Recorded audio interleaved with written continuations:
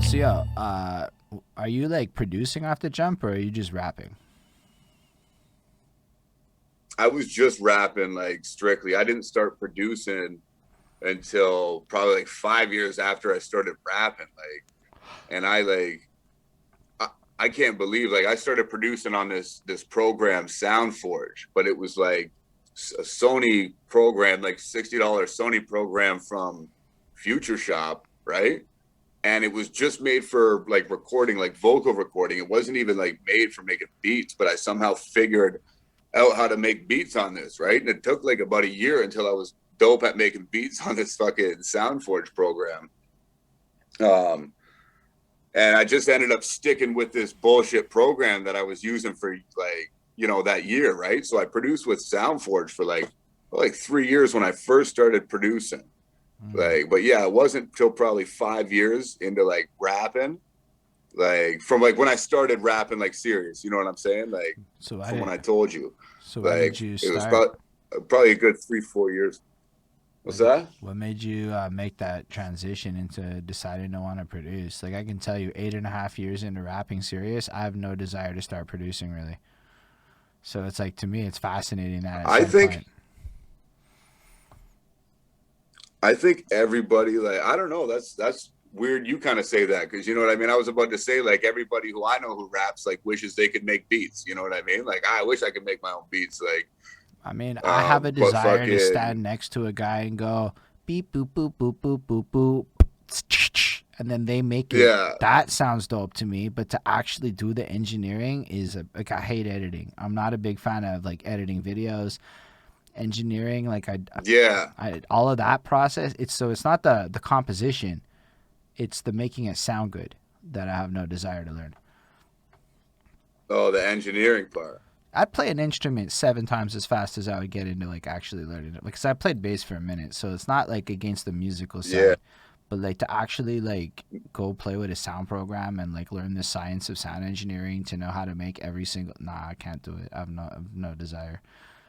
I'd rather make a marketing plan. yeah. Well, mine when I started, every sound didn't sound like so cohesive. You know what I mean? Like now, my beats, like I don't know, you can hear the beat I made for the contest. It sounded that one will sound a lot cleaner than the ones I was making with this program, right?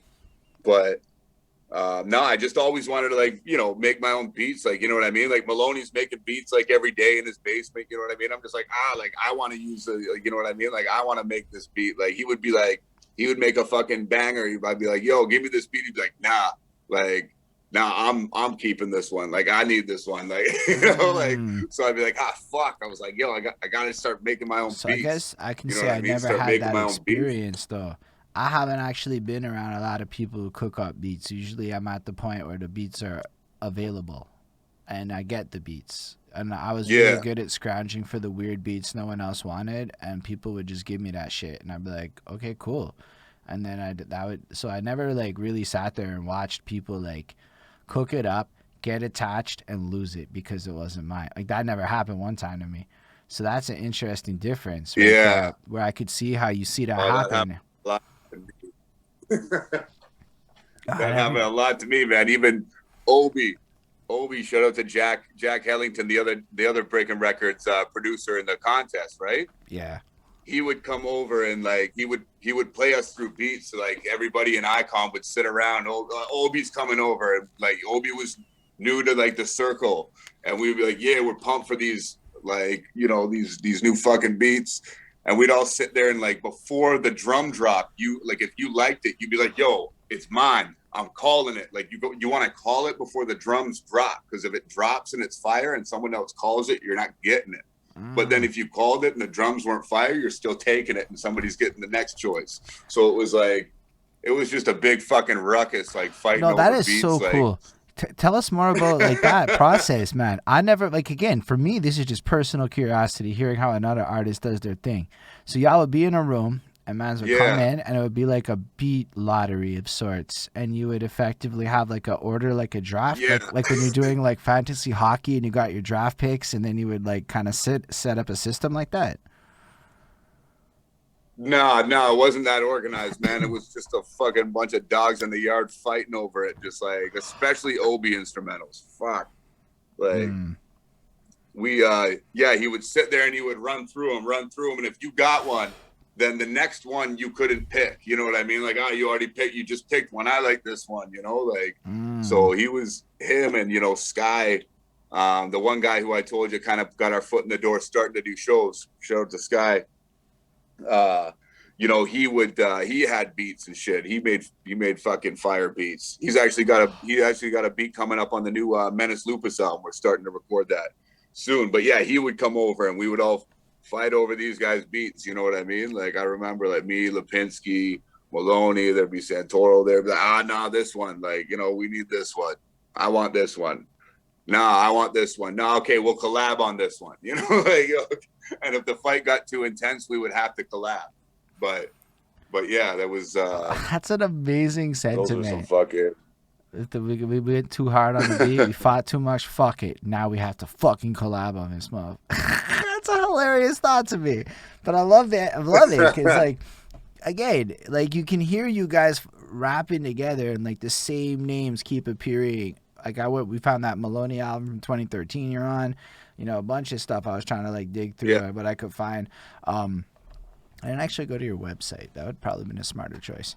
But, like, in general, like, it was so cool to just see how y'all, like, you're consistent, which is fucking cool.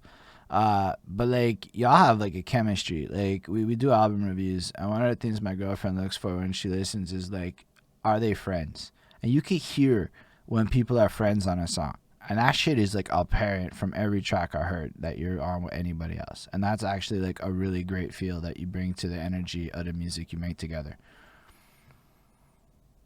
Yeah, well, we've been rolling together for a long time, right? So that plays into, like, being able to collab and bounce off each other and, like, ideas and, you know, like, especially, like, at shows and stuff, you know what I mean? Like, you know, we pretty much know, like, each of our lyrics, you know, like, off by heart. If one of us is too drunk, I'll just rap your song for you, like, you know, like, whatever, right? But yeah, like, so yeah, we just been working together so long that, you know, like, it just comes second nature, I guess we don't think about it.